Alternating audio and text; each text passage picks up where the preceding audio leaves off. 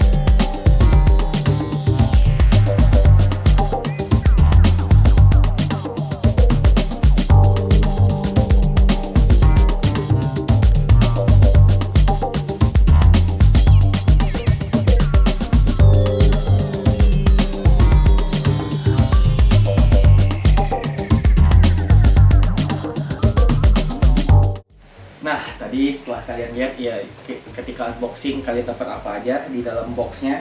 Ini alatnya sekarang, device-nya ketika udah dihidupin dan juga udah di setting-setting ya. Ini udah sempat gue mainin juga sih sebenarnya. Kita dari bahas dulu ergonomisnya ya paling ya. Kalau menurut gue ergonomis ya, dibandingkan dengan handheld PC yang gue punya kayak Steam Deck ataupun MSI Cloud, jujur si Switch ini tuh paling gak enak sih untuk dipegang sih. Bahkan Nintendo Switch Lite menurut gue lebih better ketika digenggam dibanding dengan Nintendo Switch 1 ini, si Switch OLED ini. Karena ya pertama, kalian bisa lihat si Joy-Con-nya ini tuh benar-benar datar ya, dan tombol-tombolnya juga agak kecil sih kalau menurut gue ya. Tapi mungkin bagi beberapa orang ataupun bagi kalian yang punya anak kecil, ini pasti bagus sih untuk dipegang. Karena jujur anak gua sendiri juga yang nggak begitu jago main game, si di Nintendo Switch itu dia suka sih maininnya sih, walaupun ya dia mainnya yang pakai motion sensornya. Jadi satu dari sisi ergonomik menurut gua agak kurang. Kalau dari sisi performa, si Nintendo Switch ini ya performanya ya sebenarnya mirip-mirip dengan Nintendo Switch Lite. Kalau kalian mainin di handheld mode, jadi ketika nggak connected ke TV, ini main kayak gini aja. Nah, performanya sih sebenarnya mirip-mirip ya. Target utamanya paling ya kalian ketika mainin tuh 720p 30 fps untuk beberapa game. Bahkan kalau gua mainin kayak si Digimon Cyber Sleuth itu tuh di beberapa area itu tuh agak patah-patah dikit sih. Kalau di handheld mode ini mirip banget sama performanya si Nintendo Switch Lite.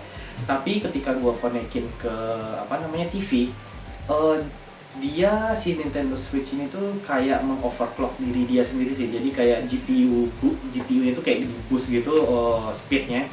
Jadi dia jadi lebih stabil aja sih FPS-nya. Jadi yang mungkin awalnya yaitu 30 fluktuatif gitu atau 25 sampai 30 fluktuatif, ketika dia main pakai dock dia jadi 30 fps, jadi performanya jauh lebih stabil. Jadi ketika kita main pakai dock, si Nintendo Switch itu jauh lebih proper lah sebagai konsol kalau menurut gua. Itu dari sisi performa. Terus juga kalau dari sisi permainan ya, untuk konsol, bahkan ketika disuruh pilih nih, kalau gua harus beli konsol, apakah gue bakal beli Xbox ataupun beli PS5 ataupun beli Nintendo Switch. Ya Switch 1 ya maksudnya. Gue lebih prefer beli Nintendo Switch 1. Kenapa? Karena experience bermain untuk partinya. Jadi kalian bisa lihat ini si docknya, si Joy-Con-nya ya, kalian udah pasti tahu ya, udah beberapa tahun juga ini rilis.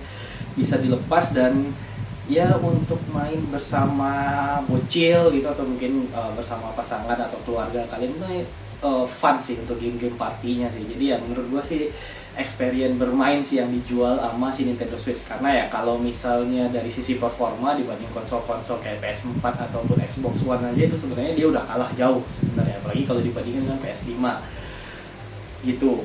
Dan ya performanya juga kalau dibandingin kayak Steam Deck ataupun MSI Cloud, kalau menurut gue sih ini jauh di bawahnya ya. Jadi kebetulan kalian bisa lihat di sini gue punya game yang gue juga punya, ada gamenya di Steam dan juga ada gamenya di Nintendo Switch. Itu adalah si Ni no Kuni 1. Nah, jadi si Ni no Kuni 1 ini kalau misalnya kita compare handheld mode ataupun ya kalau dicolok ke TV ya sebenarnya sama aja. Jadi kalau gue udah coba ini, ketika handheld mode mungkin dia agak fluktuatif ya, nggak rata 30 atau mungkin 30 pas ya, gue nggak terlalu bisa tahu karena emang nggak ada FPS-nya. Sedangkan di TV itu tuh dia jadi mungkin dari 720p jadi 1080p ya. Sedangkan kalau di Steam Deck itu tuh kalian atau MSI Cloud itu sama aja, dia bisa stabil di 60 fps frame rate-nya. Jadi kalau si Nintendo Switch biasa ini cuma 30-an, sedangkan di Steam Deck itu bisa sampai 60 atau lebih malah ya si frame rate-nya. Jadi ya kalau misalnya kalian mainin game yang pure untuk petualangan gitu ataupun main single player, menurut gua sih better jangan beli Nintendo Switch.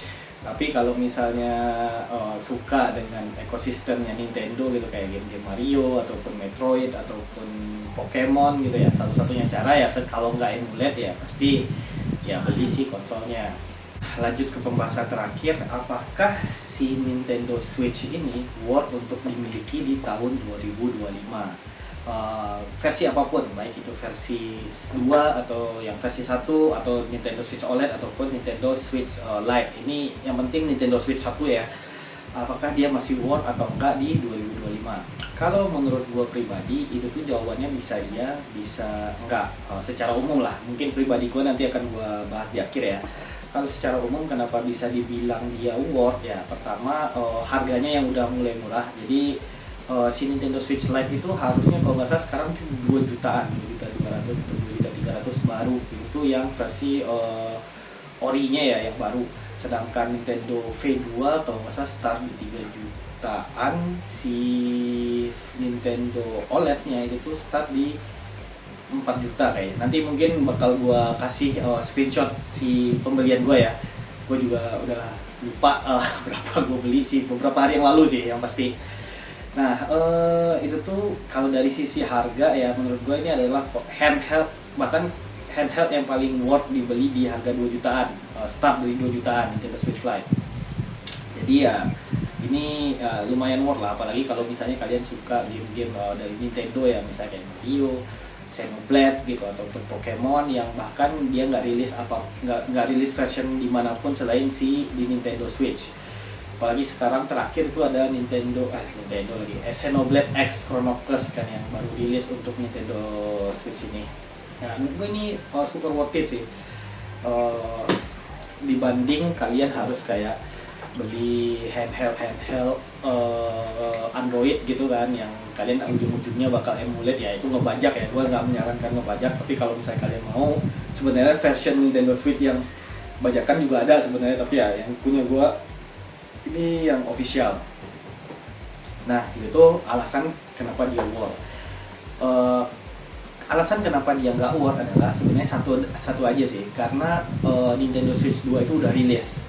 Jadi di Amerika atau kayaknya di seluruh dunia ya selain Indonesia secara official tuh mereka udah buka pre-order. Bahkan kalau gua coba baca-baca di Redditnya Nintendo Switch itu udah ada beberapa orang yang udah dapet si Nintendo Switch-nya. Jadi emang tunggu global rilis aja biar software-nya di unlock sama si Nintendo. Jadi menurut gua sih ini udah benar-benar ketinggalan sih, dari performa pun sebenarnya udah jauh lah dibanding konsol-konsol lain. Jadi ya kalau misalnya kalian punya uang yang lebih dan mungkin suka Nintendo juga tapi pengen yang performanya lebih ganas gitu ya, Nintendo Switch 2 sih pilihannya. Dan bagusnya adalah si Nintendo Switch 2 itu dia bisa mainin game dari Nintendo Switch 1 kalau kata Nintendo ya, walaupun ada beberapa game yang kita harus beli lagi upgrade-nya ya, tapi ya itu sih intinya sih Nintendo Switch 2 udah rilis dan mungkin Nintendo Switch 1 ini bakal kehilangan support aja sih di masa depan, mungkin beberapa tahun lagi.